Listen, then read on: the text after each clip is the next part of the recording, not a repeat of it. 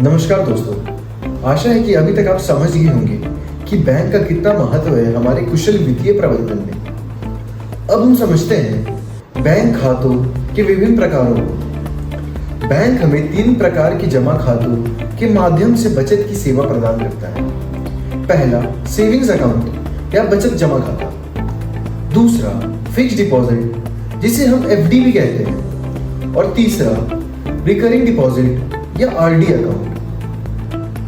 पहला, savings deposit या बचत जमा खाता हमारे समय समय के बचाए हुए पैसों को जमा कराने की सुविधा देता है। आप इस अकाउंट में आवश्यकता अनुसार पैसे डाल भी सकते हैं और आसानी से पैसे निकाल भी सकते हैं। ये अकाउंट हमें ओवरड्राफ्ट की सुविधा प्राप्त करता है, जिसके बारे में हम आगे इस वीडियो में जानेंगे। दूसरा, एफडी अकाउंट से आप निर्धारित समय या तिथि से पहले भी पैसा निकालकर इस्तेमाल कर सकते हैं, मगर याद रखना, ऐसा करने से हमें कम ब्याज प्राप्त होगा। अब बात करते हैं तीसरे अकाउंट के बारे में, रिकरिंग डिपॉजिट अकाउंट या आरडी अकाउंट। आरडी अकाउंट एक निश्चित अवधि के नियमित रूप से तय की जाने वाली राशि जमा करने के लिए होता है। जैसे कि हर दिन, हर सप्ताह या हर महीने आप एक निश्चित राशि जमा कर सकते हैं, जैसे 500, 5000 या 50,000 रुपए आप इस अकाउंट में जमा करवा सकते हैं।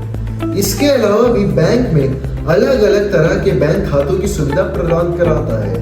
आप कभी भी अपने नजदीकी बैंक की शाखा में जाकर किसी भी कर्मचारी से इन 3 बैंक खातों के बारे में जानकारी प्राप्त कर सकते हैं। ध्यान रखें कि बैंक संबंधित जानकारी सिर्फ और सिर्फ भरोसेमंद स्रोतों से ही लें, लोगों की कही सुनी बातों पर ना जाएं। अब हम समझेंगे कि अपना बैंक खाता कैसे खोल सकते हैं। आजकल बैंक खाता खोलना बहुत ही आसान हो गया है और इसके कई तरीके हैं। आप किसी भी नजदीकी बैंक शाखा पर जाकर अपना खाता खुलवा सकते हैं, या आप ऑनलाइन भी मोबाइल पर बैंक के ऐप का इस्तेमाल कर अपना खाता खोल सकते हैं। अगर आपके गांव में बैंक की कोई शाखा नहीं है या आप मोबाइल का इस्तेमाल नहीं कर सकते, तो आप बैंक कॉरेस्पॉन्डेंट या बैंक मित्र की मदद से अपना खाता खोल सकते हैं। लेकिन इन सब तरीकों में आपको कुछ चीजों की आवश्यकता होगी। पहला, आपके कोई भी 2 पासपोर्ट साइज फोटो। दूसरा, आपका कोई भी उचित पहचान पत्र जैसे आधार या वोटर आईडी कार्ड। तीसरा, आपका पैन कार्ड। और चौथा, आपके निवास का पत्र यानी एड्रेस प्रूफ। इन सब दस्तावेजों के बाद आपका केवाईसी दर्ज किया जाएगा और कुछ दिनों में आपका खाता खोल दिया जाएगा। तो क्या आप सोच रहे हैं कि बाकी सब तो ठीक है, मगर बैंक में जमा कराने के लिए पैसे नहीं है, फिर कैसे खोले बैंक में खाता? तो घबराइए नहीं, क्योंकि बैंक ने आपकी ये दुविधा भी हल कर दी है। अब आप बिना किसी पूंजी या जमा राशि के भी बैंक में खाता खुलवा सकते हैं। इसे BSBD अकाउंट कहते हैं। ये basic savings basic deposit account है। देश के सेंट्रल बैंक RBI के निर्देश अनुसार सभी बैंक को अब 0 यानी 0 राशि पर भी खाता खोलने की सुविधा प्रदान करनी होगी। तो अब आप बिना किसी न्यूनतम राशि के भी बैंक में अकाउंट खोल सकते हैं और उसे इस्तेमाल कर सकते हैं। अब समझते हैं बैंक में बचत से जुड़े कुछ जरूरी विषयों को। इंटरेस्ट यानी ब्याज। ब्याज दर का संबंध बैंक से संबंधित 2 महत्वपूर्ण विषयों से होता है, हमारे खाते की जमा पूंजी और बैंक से लिया गया ऋण या उधार। हमारे खाते में जमा राशि बैंक की तरफ से हमें हर महीने, हर साल एक ब्याज दर के अनुसार कुछ राशि प्राप्त होती है, जो हमारे बैंक के खाते में जमा कर दी जाती है। इससे हमारे बैंक की जमा पूंजी बढ़ती है। इसी प्रकार जब हम बैंक से ऋण या उधार लेते हैं, तब हम बैंक को ब्याज दर के अनुसार हर महीने या हर साल कुछ राशि देनी होती है। हमें यह राशि उधार लिए गए पैसों के अतिरिक्त देनी होती है। बैंक में पैसे जमा करना या बैंक से ऋण लेना इसके सबसे महत्वपूर्ण फायदे होते हैं।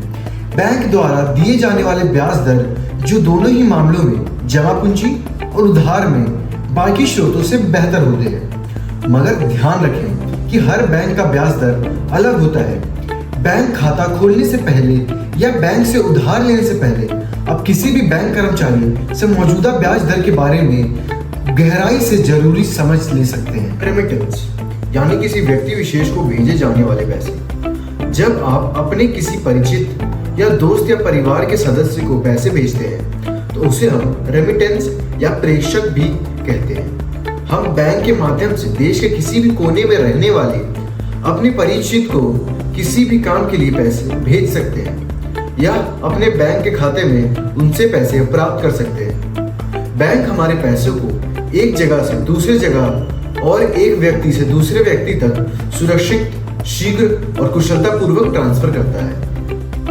KYC, know your customer. KYC का अर्थ होता है बैंक द्वारा अपने ग्राहक का परिचय लेना। KYC के नियमों के अनुसार खाता खोलने से पहले बैंक को आपके बारे में कुछ जानकारी प्राप्त करना अनिवार्य होता है। इसलिए हम खाता खोलने के फॉर्म के साथ बैंक में कुछ आवश्यक KYC दस्तावेज जमा करने होते हैं, जैसे आपके 2 पासपोर्ट साइज तस्वीर या फोटोग्राफ, आपका पहचान प्रमाण पत्र जैसे आधार, वोटर ID, ड्राइविंग लाइसेंस आदि, आपका पैन कार्ड, आपका निवास प्रमाण जैसे बिजली का बिल आदि। जिन व्यक्तियों के पास ऊपर दिए गए दस्तावेज नहीं है वो मनरेगा जॉब कार्ड या स्व प्रमाण यानी सेल्फ सर्टिफिकेशन के आधार पर किए गए KYC के तहत खाता खुलवा सकते हैं। आखिर में समझते हैं ओवरड्राफ्ट के बारे में। ये क्या होता है और ये अन्य प्रकार के ऋण या उधार से अलग क्यों है?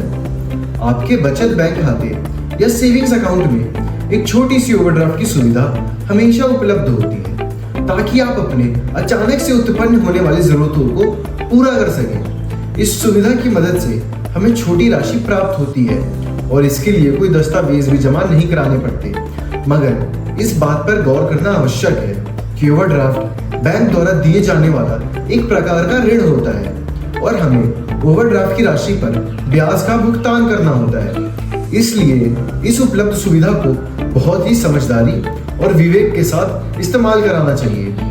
तो आशा करता हूँ कि आज की वीडियो से आपको बचत के बारे में समझ और बेहतर हुई होगी। आइए मिलकर एक नई शुरुआत करते हैं। अभी से एक छोटी सी राशि ही सही, मगर अपनी कमाई का कुछ हिस्सा बचत में रखें, क्योंकि बूंद बूंद से ही सागर बनता है। धन्यवाद। अब आपसे मुलाकात होगी अगली वीडियो में, जहां हम बात करेंगे ऋण या उधार के बारे में।